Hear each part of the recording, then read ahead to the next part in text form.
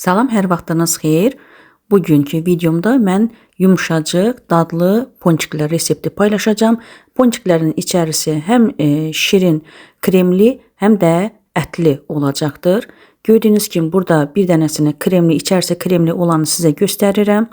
İndi isə içərisi ətli olanla göstərəcəm.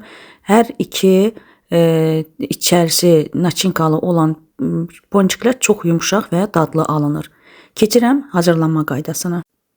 1 kiloqram un götürmüşəm və üzərinə 1 paçka quru maya əlavə edirəm, 100 qram şəkər və 300 qram da süd əlavə edib yaxşı-yaxşı qarışdırıram. Gözləyirəm hardasa bir 10 dəqiqə ki, maya özünə gəlsin. Artıq maya şişibdir. Maya şişdikdən sonra içərisinə 2 yumurta, 1 paket vanilin, yumurta az olduğuna görə 1 ədəd yumurta da əlavə etdim və hardasa 100 ml duru yağ əlavə edirəm.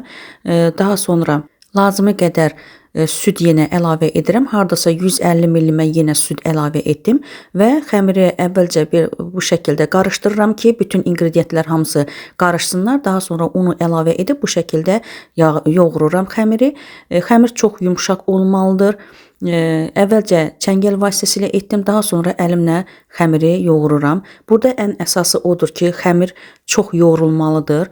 Bu şəkildə olduqdan sonra üzərinə otaq temperaturunda 100 qram mən kərə yağı əlavə etdim və yenidən xəmiri yoğururam. Dediyim kimi xəmiri çoxlu yoğurmaq lazımdır.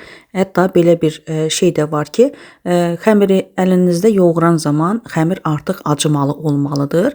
Yəni artıq acımalıdır. 5 dəqiqə gözləyirik, yenə təzədən bir də yoğururuq, yenə 5 dəqiqə hardasa 2-3 dəfə belə edirik. Tam yoğurub qurtardıqdan sonra üzərinə duru yağla səpirəm və üzərinə salafan qoyuram hardasa 1 saat acıyır xəmir. Xəmir bu şəkildə aldı. Birinci dəfə mən havasını çıxarıram. Yenidən yoğururam biraz, hardasa 1 dəqiqə və üzərinə yenidən salafanla örtüb yenə qoyuram acımasını, yəni gözləyirəm. Burada isə artıq gördüyünüz kimi ikinci dəfədir xəmir acıdı, yenə havasını alıram və daha sonra kündələrə ayırıram bu şəkildə. Yəni ponçiklərim razmeri şəklində. Hardasa 15 dəqiqədən sonra kündələr bu şəkildə şişir. Mütləq onu gözləmək lazımdır. Daha sonra əlimlə ehtiyatlı bir şəkildə, yəni içərisindən havası çıxmaması şərti ilə ehtiyat bir şəkildə qoyuram tavaya.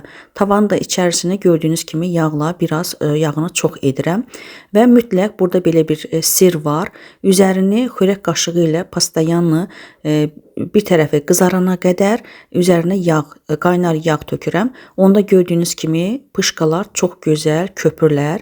Bunu mütləq edin və indi sizə göstərəcəm. Birini götürüb bir baxın necə gözəl alınıbdır. Bu içərisi kremli olan pışqalar olacaqdır. Ona görə də bunların içəri çox gözəl köpürlər və içərisi biraz boş şəkildə olur ki, onun içərisinə krem dolduracağım. İkinci dəfə yenə sizə göstərirəm. Burada mütləq dediyim kimi qaşıq vasitəsilə yağı götürüb isti yağı kündələrin üzərinə əlavə etmək lazımdır. Gördüyünüz kimi göz qabağında elə hər dəfə qaşıqla yağ tökdükcə kündələr köpməyə başlayır, şişir. Yenə dediyim kimi onlar içərisi kremli olan ponçiklər olacaqdır. İndi isə içərisini ətli edirəm. Ətdəki bizim bildiyimiz naçinka, içərisini əti qovururam yağda, üzərinə soğan, duz, istiot əlavə edirəm. İstiotunu az əlavə edin, çünki xəmiri biraz şirin olur bunun. Bu şəkildə bükürəm ətləri və çevirirəm alt hissəyə. Artıq mənim şirin demək olar ki, ponçiklərim hazırdır, amma hələ içərisini doldurmamışam. Biraz soymasını gözləyirəm. Gördüyünüz kimi yumuşaq və içərisi boşdur. Yəni içərisinə krem doldura bilərik. Gördüyünüz kimi bu şəkildə alınır. İndi isə keçirəm mən ətli ponçikləri etməyə. Ətli ponçikləri yenə yavaş bir şəkildə artıq gözləmişəm. Görürsünüz, xəmir çox köpübdür. 15 dəqiqə gözlədim və daha sonra yavaş bir şəkildə götürüb tavaya qoyuram. Yenə qaşıq vasitəsilə yağı götürüb üzərinə əlavə edirəm ki, ponçiklər yaxşı şişsinlər.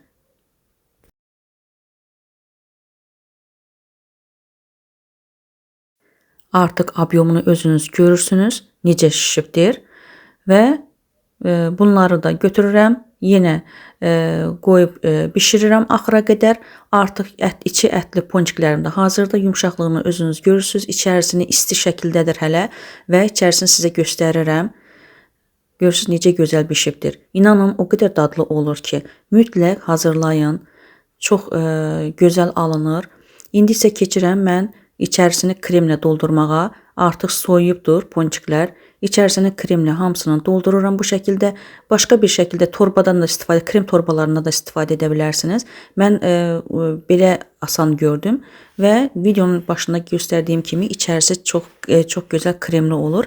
Krem də ki Zavarnoy kremli, başqa kremlərdən də istifadə edə bilərsiniz. İçərisinə vanil də qata bilərsiniz. Yəni çox dadlı olsun deyə mütləq hazırlayın. İzlədiyinizə görə təşəkkür edirəm.